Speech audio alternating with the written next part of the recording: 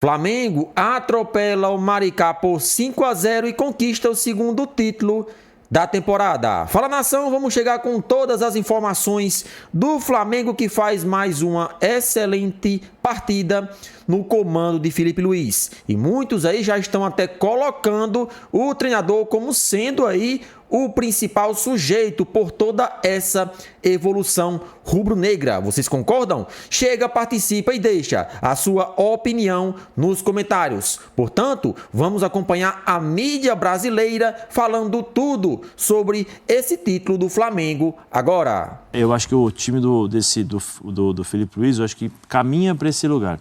Caminha para esse posto, vamos dizer assim, de time que é competitivo, fazendo o futebol que o Flamengo espera, que o flamenguista espera.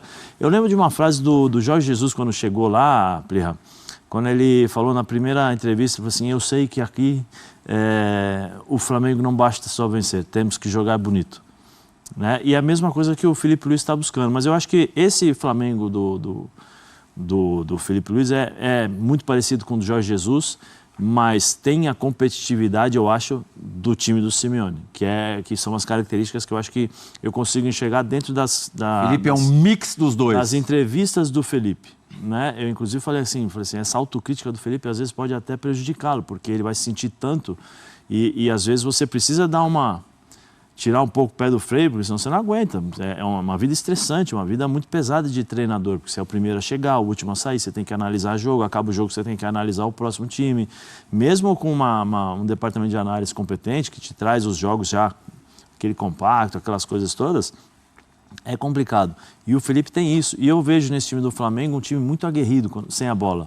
É um time que pressiona o tempo todo, com a bola tenta definir rápido. Aquelas brincadeiras de internet, quando perguntam para o jogador ou para o treinador para fazer ali, montar o jogador perfeito ou o treinador perfeito, claro, levando em consideração quem trabalhou com essa pessoa. Eu já vi o Felipe perguntando, estrategista, eu não lembro exatamente se ele falou JJ ou Simeone e tal, mas a administração de elenco, ele sempre cita o Renato Portaluppi.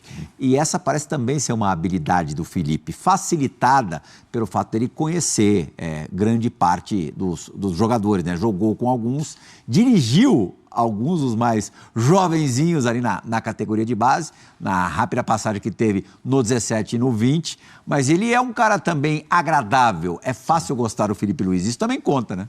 Conta eu lembro... Vamos dar uma olhadinha nos números dele enquanto você fala, Zé. Eu lembro... Os números do Felipe gerais, desde que ele começou a dirigir o time principal do Flamengo. Eu lembro que quando ele assumiu, né?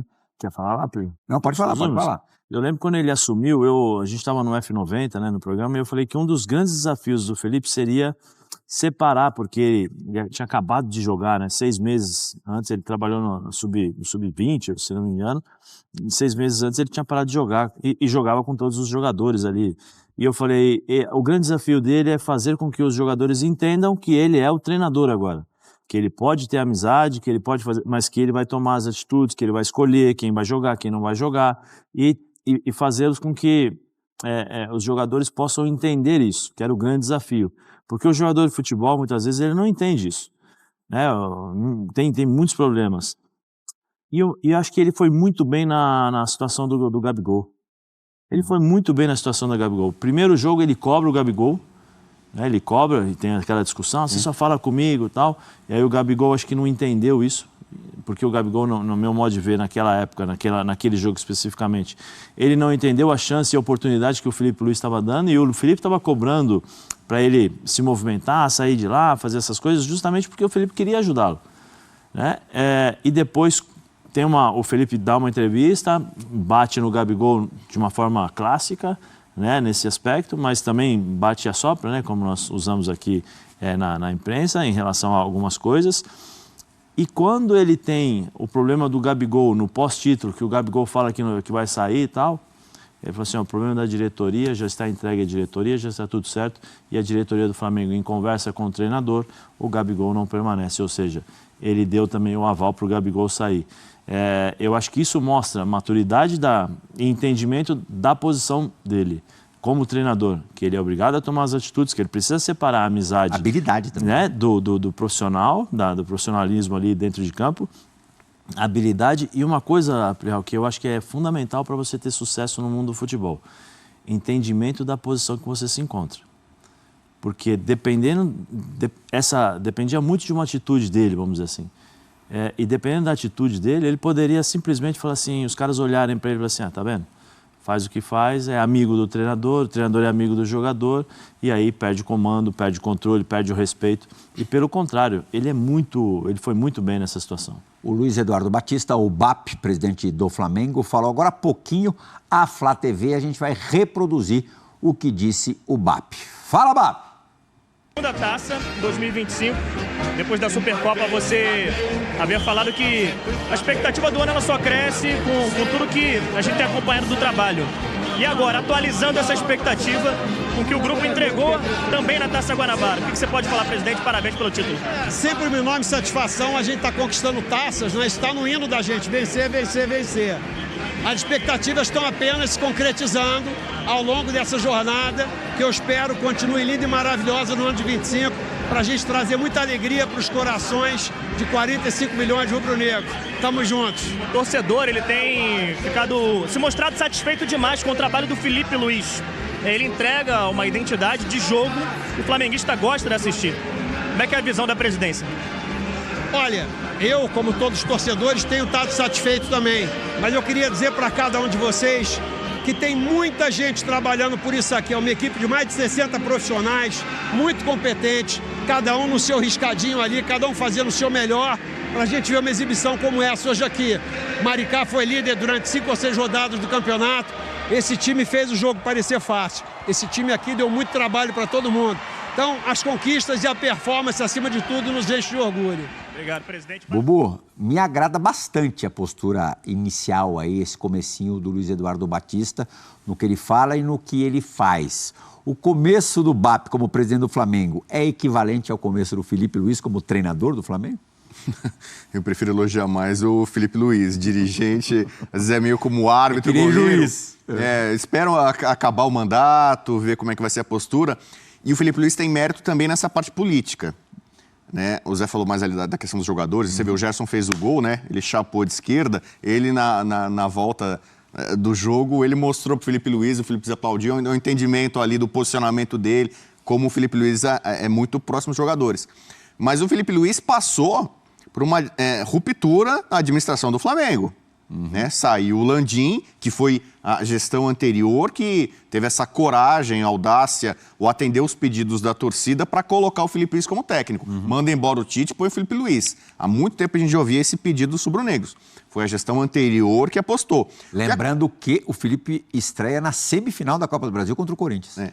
E é bom lembrar também que a passagem dele pela base foi muito vitoriosa. Ele foi campeão mundial, sub-20, ganhou a Intercontinental com o Flamengo. E aí o que acontece em muitos clubes? Quando você tem a mudança de administração, muda a presidência sobretudo, muitos profissionais do Flamengo foram demitidos. O departamento médico foi modificado. Então o Felipe Luiz venceu com o departamento médico anterior, com a administração anterior e está vencendo com uma nova equipe, novos profissionais em torno dele. O BAP falou mais de 60 profissionais e tal. Ele parece trabalhar muito bem com todo tipo de figura. O chefão, o manda-chuva, o BAP poderia ter falado, não, vou trazer um medalhão, um estrangeiro renomado. O Flamengo tem condição de fazer isso. E tem o Boto a tiracolo, né? Exatamente. A todo então, instante. ele está conseguindo trabalhar com vários tipos de profissionais, das mais diversas áreas, e com um ótimo entendimento do jogador até o presidente, o médico, o diretor de futebol.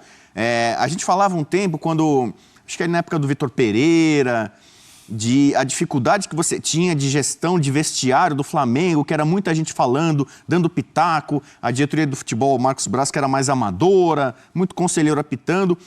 Convidaram, acho que o Tite para ser técnico, muito confiando que ele ia blindar o vestiário, né? Toda a confusão, fala-fala, né, na parte superior do Flamengo, o Tite blindaria. Não sei até que ponto ele conseguiu ou não. O Rogério Ceni, por exemplo, teve problemas com análise de desempenho, tal, ali. O Rogério tinha boa relação com o elenco, mas teve problema com a retaguarda. O Felipe Luiz parece que não tem problema com ninguém. Né? É difícil falar isso de qualquer profissional, em qualquer empresa, em qualquer área. Você tem afinidade mais com uma pessoa do que com outra, pode ter um problema, uma rusga, e segue o trabalho. O Felipe Luiz, aparentemente, não tem rejeição. A torcida o adora, a torcida o ajudou a colocar nesse posto. Diretores da antiga, diretores atuais, profissionais que saíram, profissionais que estão chegando, todo mundo fala bem e se entende bem com o Felipe Luiz. Então, um tremendo do mérito para ele, né? Por isso que eu ainda prefiro elogiar nesse momento mais o Felipe Luiz do que o BAP, que vai ter ainda muitos desafios pela frente para a gente ver. Você pensa parecido comigo, você falou agora há pouquinho, acho que foi na tua primeira participação, inclusive, que você enxerga, você vislumbra muito mais o Felipe trabalhando na Europa do que qualquer outra coisa. Claro, depois de fazer história no Flamengo, o torcedor do Flamengo não fique chateado conosco, mas ele tem tudo para isso porque ele já é uma figura conhecida na Europa, no Atlético de Madrid. Imagino que no futuro ele tenha portas abertas, porque muita gente já, Zé, liga o nome do Felipe à seleção brasileira. Pela carência que a gente tem de nomes aqui, pela situação da seleção brasileira nas eliminatórias. O Dorival a gente sabe que está pressionado e aí não estou dizendo que ele vá cair. Ele tem 2 jogos agora que são super importantes contra a Colômbia e a Argentina. Mas você também é como a gente, vê mais o Felipe. E eu acho que o Felipe, se ele pudesse escolher o roteiro perfeito, não que ele fosse negar a seleção brasileira, mas eu acho que ele optaria até por ter a cabeça de europeu, e europeu na idade do Felipe, treinador europeu, não quer treinar a seleção, quer treinar clube, né? Clube. Eu acho que dentro da cabeça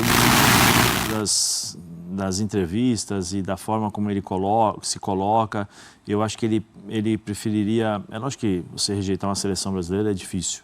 Ainda mais na cara do gol da Copa do Mundo. É difícil. Eu vejo acho, quase que impossível se acontecer isso vamos dizer assim, do Dorival. Pelo amor de Deus, Dorival, não estou dizendo isso, né, que vai cair ou não, mas que dê alguma coisa errada pela pressão, do jeito que nós estamos vivendo aí a seleção brasileira, Dorival saia e aí o Felipe seja convidado, ele vai dizer não. Eu acho bem difícil, Plirra, bem difícil. Mas te surpreenderia ele ser convidado já?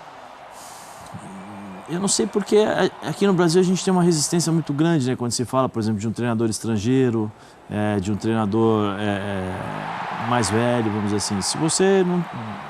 O Felipe acho que é o grande treinador porque nós estamos vendo um futebol que nos agrada, né?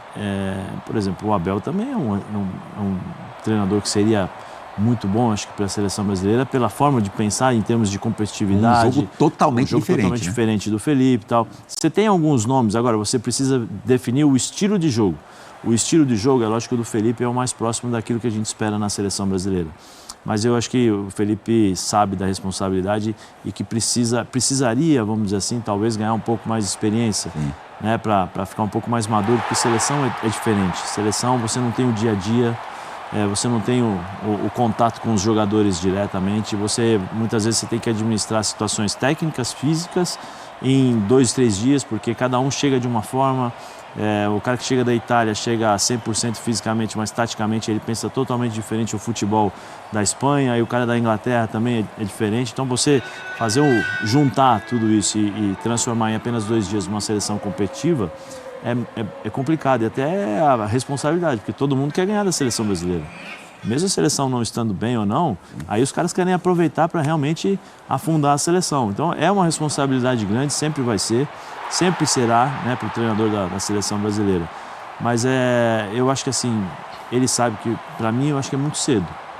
Acho que ele precisa rodar mais, ele precisa enfrentar maiores dificuldades para criar uma casca maior para chegar a assumir a seleção brasileira. Mas um convite, eu acho bem difícil. Acho bem difícil dizer não. O que você acha disso, Bubu? Uma eventual ida um pouco mais para frente do Felipe à seleção? Então, o atual presidente do CBF, ele já deu demonstrações que é técnico brasileiro.